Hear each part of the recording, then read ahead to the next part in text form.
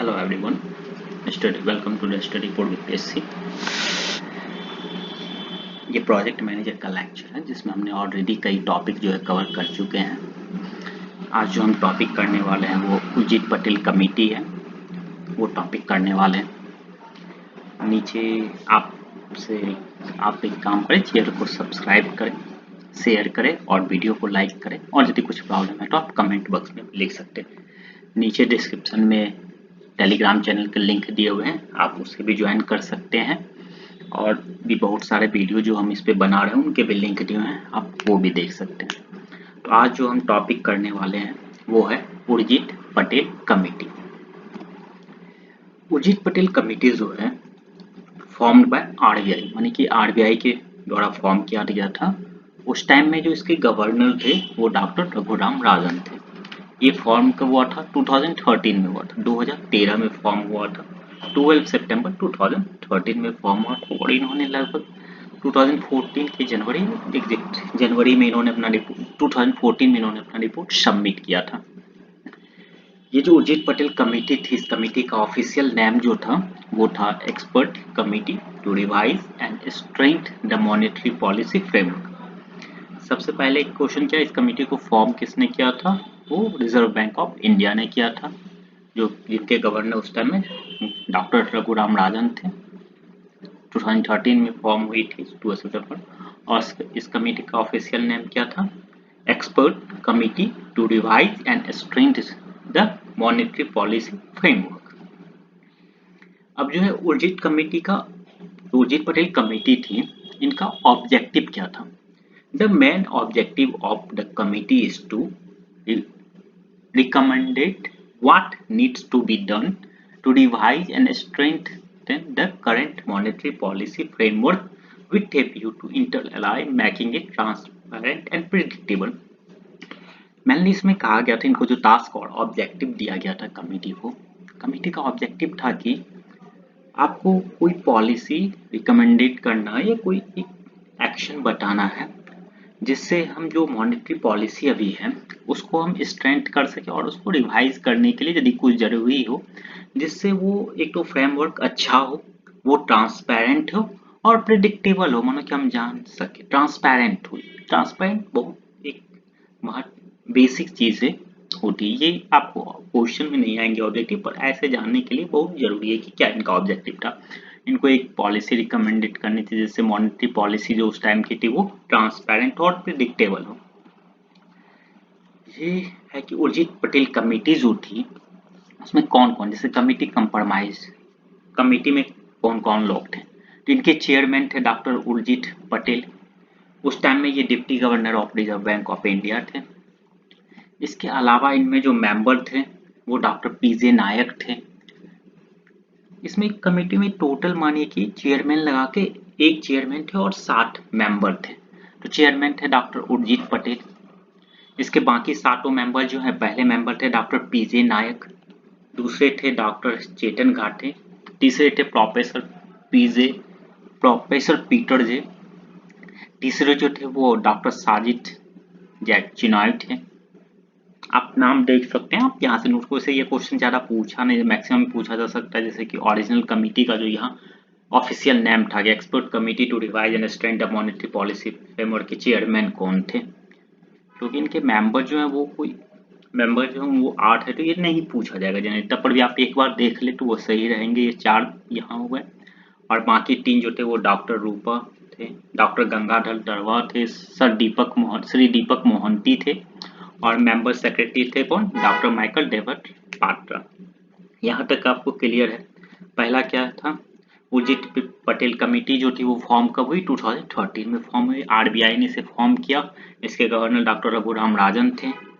ये कमेटी का official name क्या था? वो expert committee to revise and strengthen the monetary policy framework.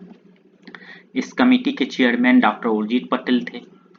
बाकी आपको दिया हुआ है कि इसके मेंबर कौन कौन थे, आप एक बार वो नाम देख लीजिएगा। जनरली जब यदि ऐसा पूछा जा सकता तो ऑप्शन जो रहेगा आप मान लीजिए। अब देखते हैं इसका रिकमेंडेशन क्या था। जनरली आरबीआई जो थी, जब ये इनके रिकमेंडेशन के पहले और जब इन्होंने मॉनेटरी एफएम और उसके पहले आरबीआई जो थी बहुत चीज़ों पे फोकस करती थी, interest rate, inflation, unemployment rate, exchange rate, इन सारी चीज़ों पे फोकस थी। पर इन्होंने जो रिकमेंडेशन दिया, उन्होंने दिया RBI should adopt new consumer price index for operating the money for anchoring the monetary policy. Money के पहले होलसेल प्राइस इंडेक्स पे होता था, तो इन्होंने बोला कि आरबीआई को जो है न्यू सीपीआई जो इन्फ्लेशन के मेजर होते हैं, आपको मालूम होगा इन्फ्लेशन का मेजर होता है wholesale price index, consumer price index, producer price index. इनमें इन्होंने बोला कि आरबीआई को जो है वो न्यू कंज्यूमर प्राइस इंडेक्स जो है उसको करना चाहिए और उससे इनको मॉनेटरी पॉलिसी जो बनती है वो बनना चाहिए। उसके बाद इन्होंने दिया set the inflation target at 4%, a band of +-2% around it.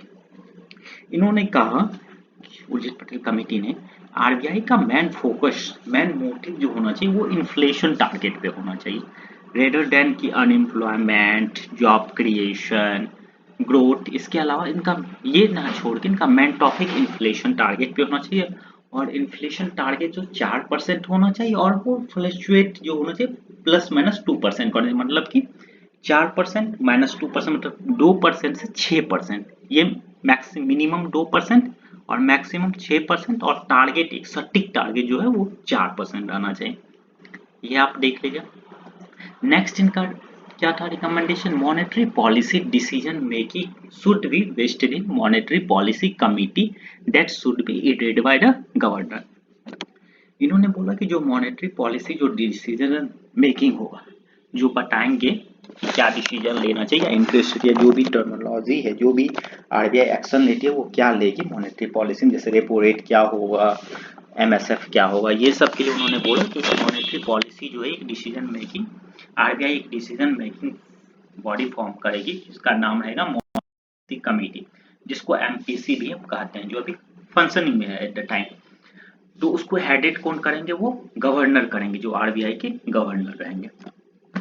Next का क्या था, the two scheme dependence on market stabilisation scheme and cash management bill may be discontinue and government debt and case management must be taken over by the government debt management office.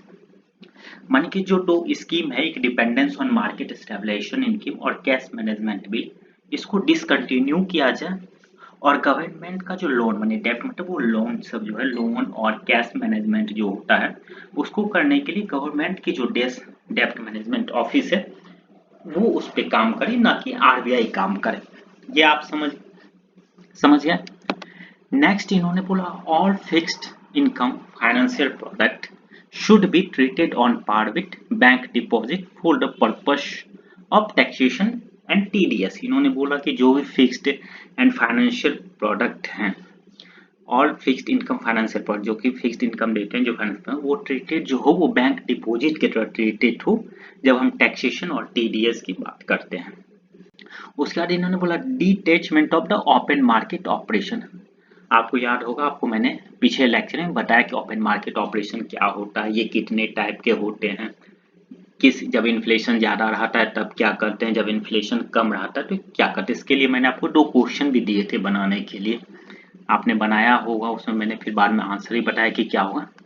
जैसे क्या, detachment of open market operation from the fiscal operation and instead linked slowly to the liquidity management.